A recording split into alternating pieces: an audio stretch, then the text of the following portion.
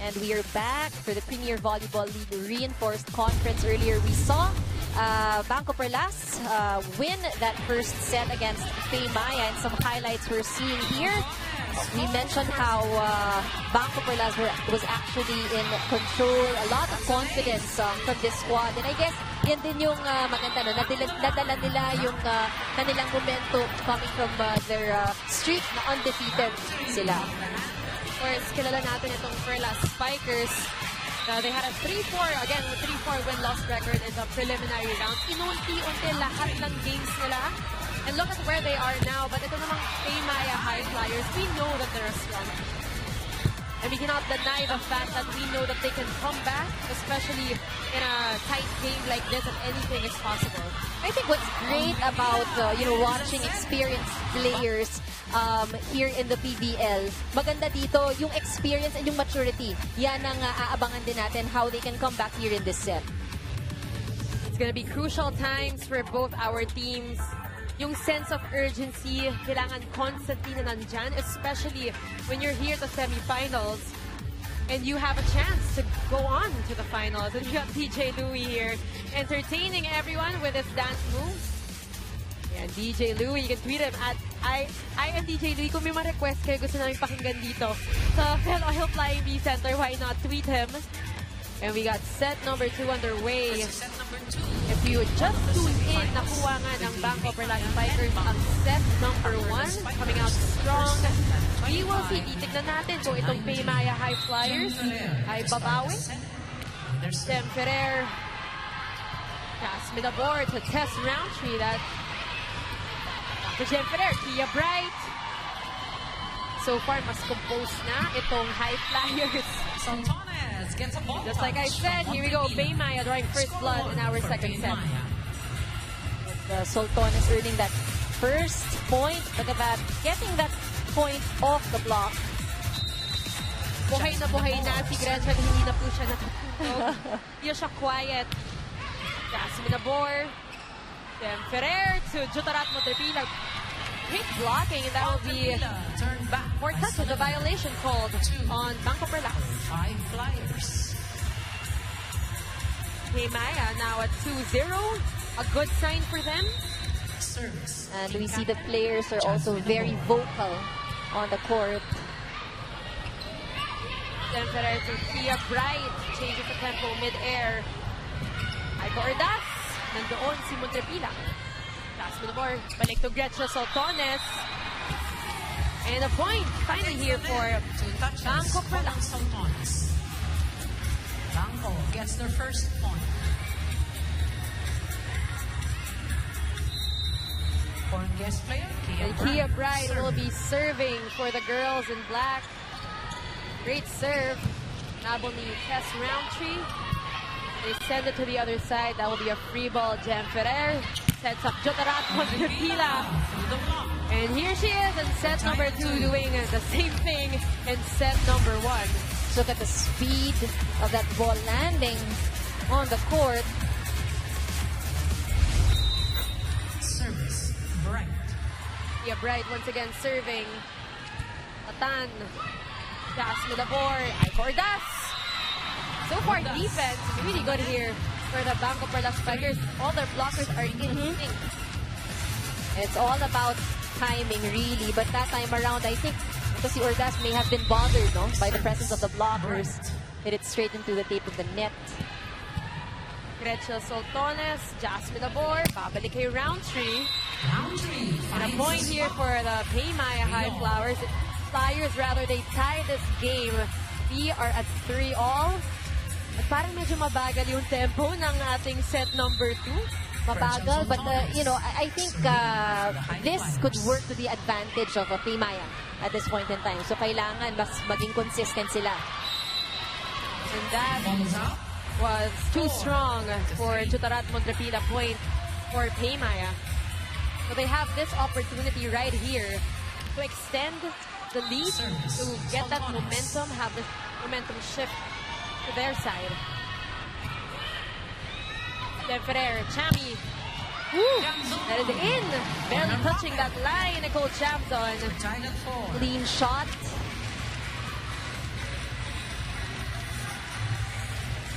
Amy Ahumiro this time serving. Nakasama ko si Amy.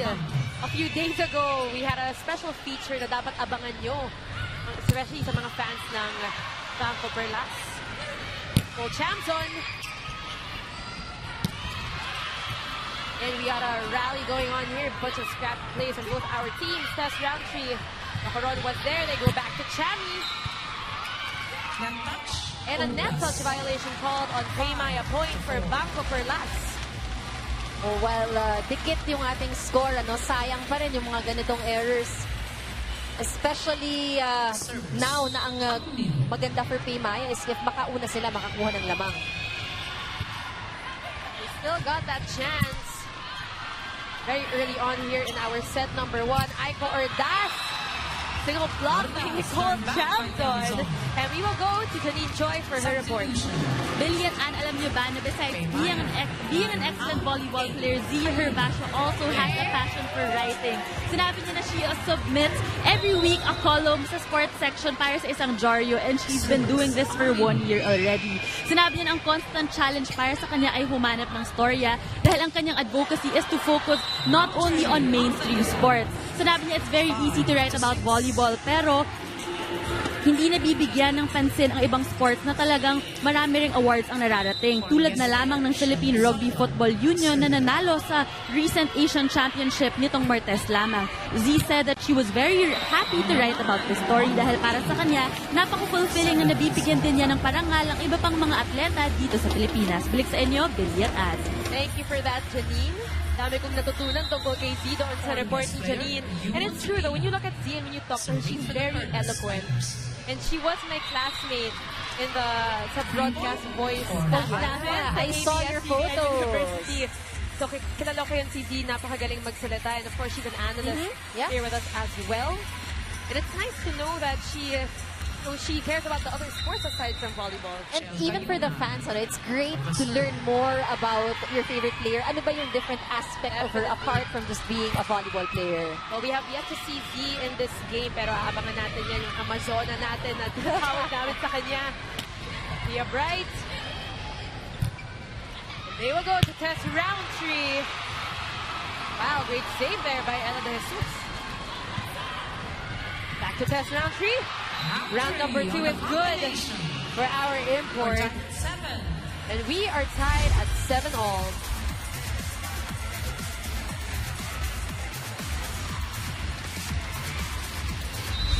Parang import versus import yun. Kanina, tinarget talaga si Pia Bright. And I think for PayMaya, they're really going with their high percentage attackers right now. Importante to really build up the points and the score. Well, we are tied. And time has been moving slow here in our second set. Both teams really out to play here. A point for BanKo Perlas. As we go to our first technical timeout of set number 2, magbabalik po ang Premier Volleyball League Reinforced Conference on SNA. Grabe naman yun. Nakakainis naman itong si Celine. Ako, bibigyan ko siya ng Or ibigay na lang natin sa kanya yung mga unwanted, sarap ng problema na yun. Sana ganun din yung problema ko. Ikaw hindi mo na kailangan. Pero sana ganun na lang yung problema ko. Number 19. Well, back to this game. BanKo Perlas at 8. PayMaya not far behind at 7. Jasmine Abor will put on her spiker hat this time. Here comes Kia Bright. And Katan, great effort. Lumabas lang ng konti. And she knew it, kasi nakapwesto siya. Sinabi niya kay Coach Roger na ang pangit. He was there. But the ball really landed so quickly. Rachel Sotones, Kayuna to Tess Roundtree. Battling that tower, that Perlas Spikers tower.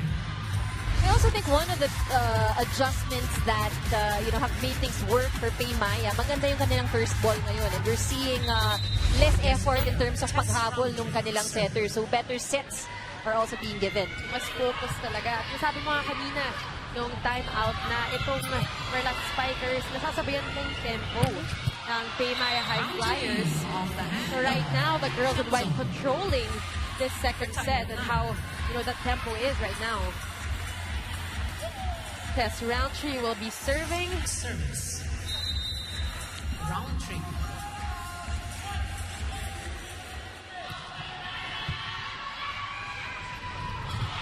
Ferrer tried to toss it to the other side really quickly. Pero Gretchen Soltones, all about timing, as he said a while ago. And she had her eye on the ball. Talagang nakatutok. Gusto niya yung regalo na yun. Dapat gano'n naman talaga, syempre. Ferrer, Kia Bright, Tatan. Sayang. Hindi na nakalusot. Good effort though for Kayuna. Tinago niya ng konti yung kamay. Parang kunyari, hindi nakita. Sana hindi nakita. But the ball was really too close to the net. Joy Dacaron. Joy Dacaron serving. Tatan. Here comes Gretchen Soltones. Soltones. And it's good for Lady Bees.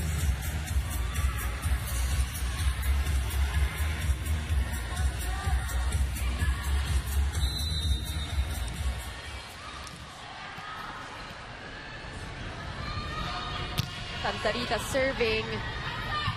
Then Ferrer to Kia Bright. Blocking is good. Sullivan. Back to Sullivan once again. Smart play by Shelby Sullivan. 10. Trying to find those open spots. Look at that. Behind the blocker. 3 of them actually. Tatlong Perlas spikers ang nagpaggaan para kunin ang bola. Number 17, Joyce Santarita.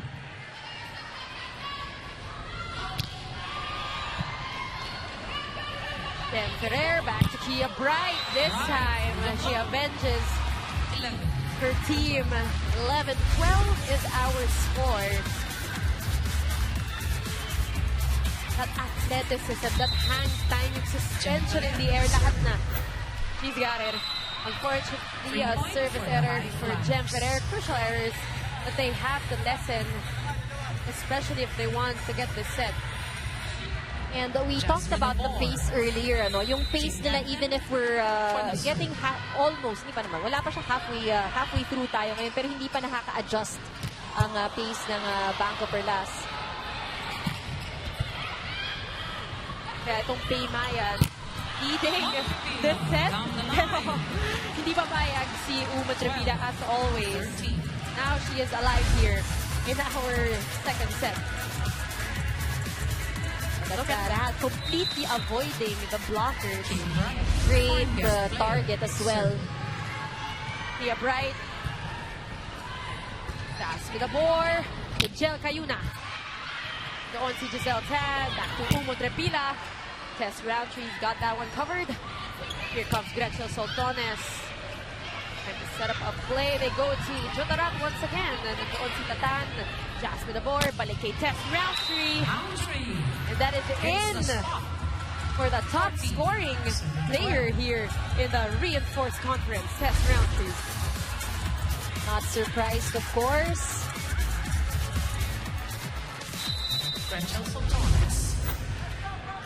Gretchen will be serving for the girls in white. We're currently at 14. That is a service ace for our Lady Beast.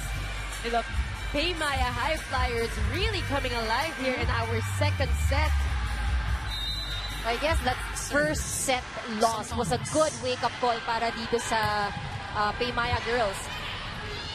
And good that they responded also to Coach Roger. But another point here for BanKo Perlas.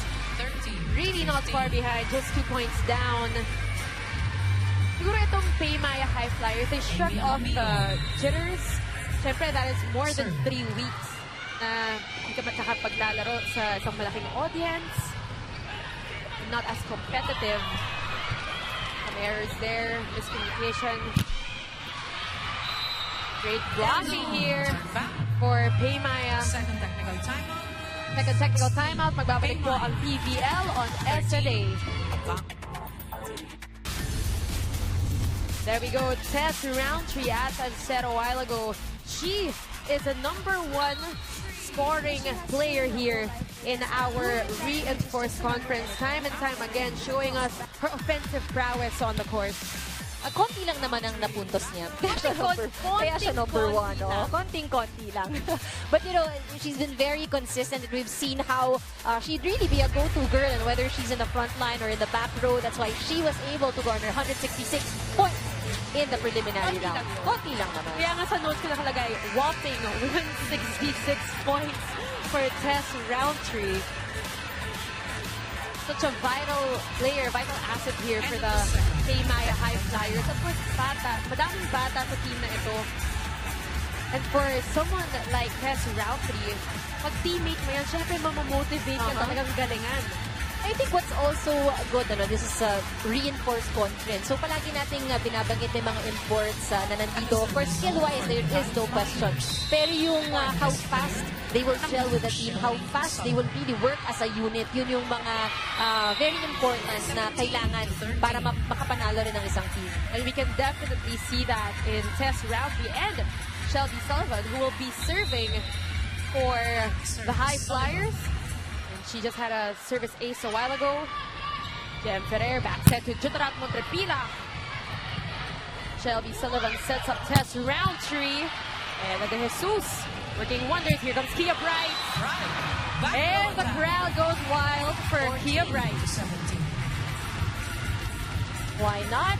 Every time she takes on her approach, lahat ng tao parang napapatigil talaga.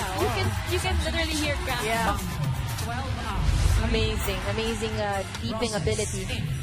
You can see that PayMaya is up by 3 points now. 17-14 is our score. Fen Emnas and Kuya Sue Rosas will come in for Montrepila and Jem Ferrer. Serving for the Perlas Spikers. Fen Emnas serving. Rachel Soltones, Jasmine Abor.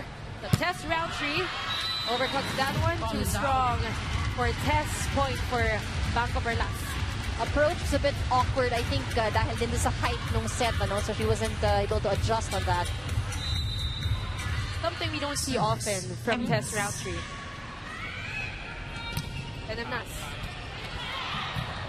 Of course, you can tweet us at ABS-CBN Sports, gamit ang hashtag na PVL on ABS-CBN, because currently we are #1 trending here in the Philippines. So thank you so much for all those tweeting us. If you guys want to join in the conversation, just let us know who you want to greet, sino mga paborito yung players, at sino kaya ang mananalo sa laro na ito. Jasmine Abor, Tess Roundtree once again. And you can see the joy na karoon facing the block niya, itong si Tess Roundtree. Muna naman tayo sa timeout ng PayMaya High Flyers. Binababa na yung palo. Quicker kayo, maganda yung recipe. Layo mo muna. Sunod-sunod yan, hindi ka ng bola doon. Diba? Pag hindi kayo nagsalita doon, wala na. Isa-set na lang, isa-set sa open. Nagbibigay na sa palo Kailangan kumilos na kayo mga Pinoy yan. Pagka ganyan. May quick ka naman Pagkalanganin, rapport mo na. Sayang Coach Roger calling out on the locals para gumalaw-galaw. Let's see. Roundtree medyo nababasa na rin kasi ng BanKo Perlas.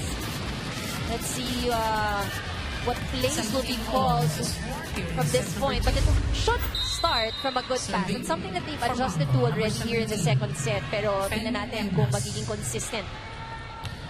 Ito nga, 4-0 run na nga. 4-0 run itong BanKo Perlas Spikers. Momentum has shifted to their side. Kuya Sue Rosas. They go to Roundtree. Medyo nabasa na si Tess Roundtree. To Rosas, to Chami. Nicole Chamzon may be young, but she is fierce, she is strong, and she is on fire here in the Philoil Flying V Center. You can see it in her expression, her face. In the zone na siya. What you're seeing from BanKo Perlas, very calm. Walang pressure yung galaw ngayon ng mga players. So they were able to catch up. PayMaya, on the other hand, they actually had the edge earlier, but I think they relied on Roundtree too much na nabasa na siya, and that binanggit nga natin yung 4-0 run earlier. I think it's time to shake up the place a little bit from this point. And what's happening in this set is what happened in their game against the Angels. 3 points. kept their composure at the latter part of the sets. A service error for BanKo Perlas.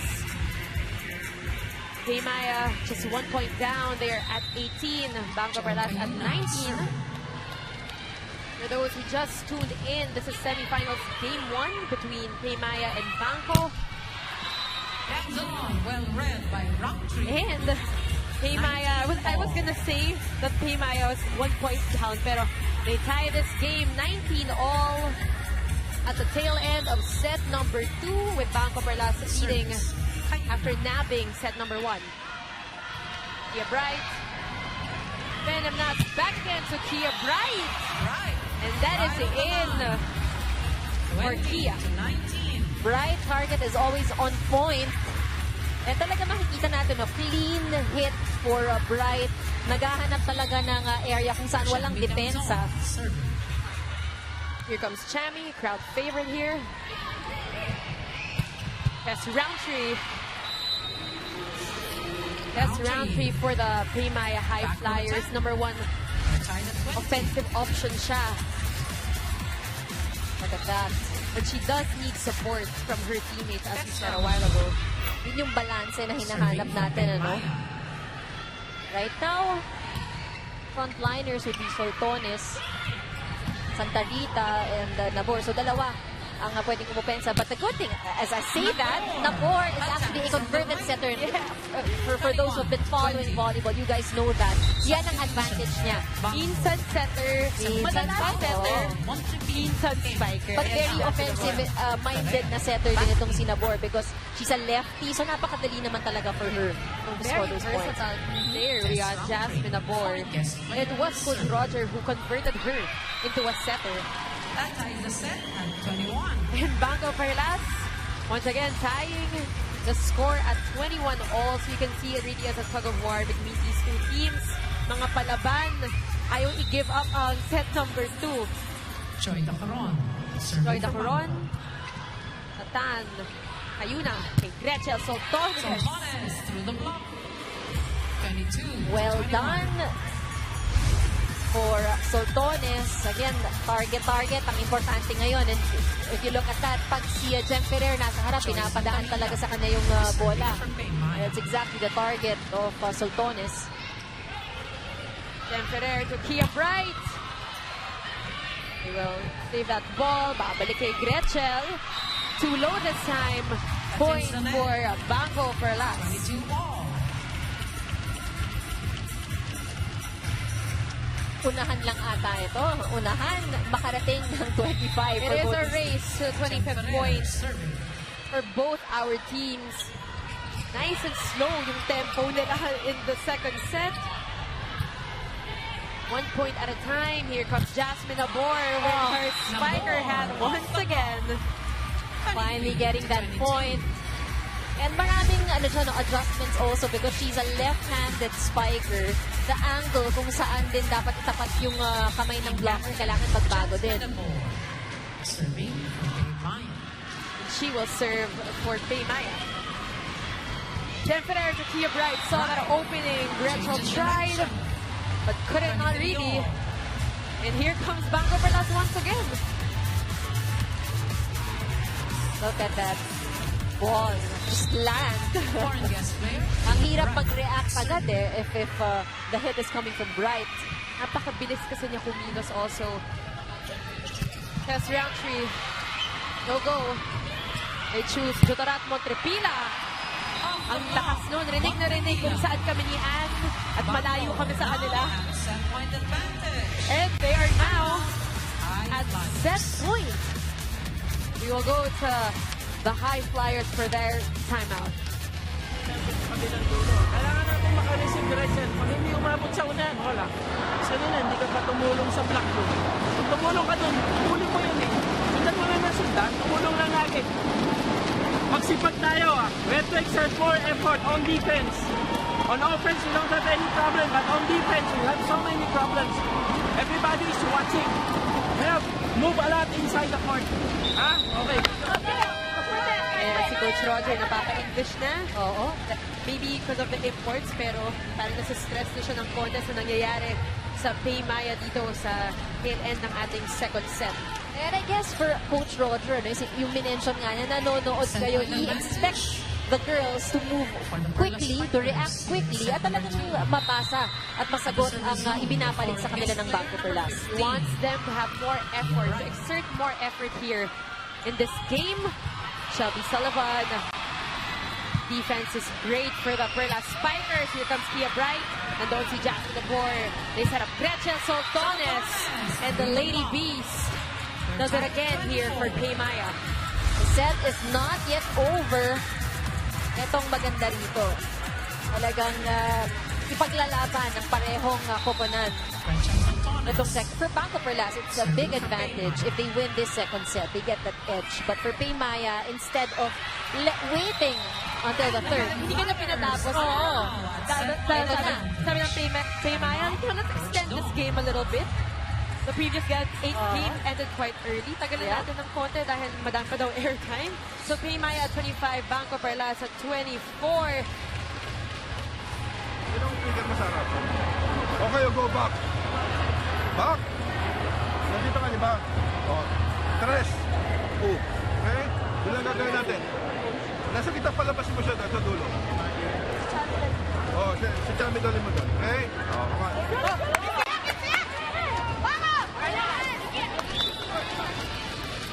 There we go, Coach Dong giving instructions to his girls. and asking for a specific play also. Itong PayMaya, they are 1 point away from getting set number 2 from the BanKo Perlas Spikers. Tignan natin kung paano mag-a-adjust itong BanKo Perlas. Gretchen Soltones serving. Tia Bright, Jem Ferrer, pupunta kay Umon Trepila. Just as how Coach Dong said. And she follows through. Second deuce. Look at this, going off the block. And sometimes, yung mga talagang, if it hits the block, mas mahirap ang basahin where the ball will land. Changes the speed, changes the direction. Amy Ahumiro. Roundtree. Great serve there by Amy a while ago. And a point for BanKo Perlas via violation. Illegal block. Hold on the board. 25 ball. Illegal block ang nangyari doon. Nakahabol itong BanKo Perlas. Service. Ahumiro. Amy Ahumiro. Gretchen Soltones, just on the board to test Roundtree. That hits the line. For tie the That is in.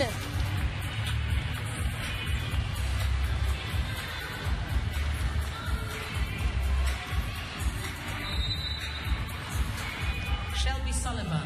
Serving. Shelby Sullivan serving. Tia Bright. Jem Ferrer will set up Jotarat Montrepila. Gretchen Soltones, just to the board. Babalik na naman kay Tess Roundtree. Off the block. Set point advantage. Once more for PayMaya. Itong PayMaya High Flyers will not give up. Will not give up the second set that easily. Shelby Sullivan. Jem Ferrer.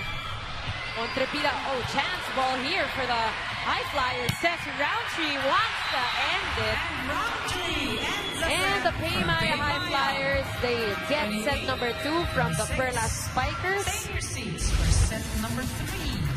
And they need the points. You have Roundtree scoring for them. Great effort though by the Perlas Spikers. Now we really see na itong dalawang koponan, they really want this game.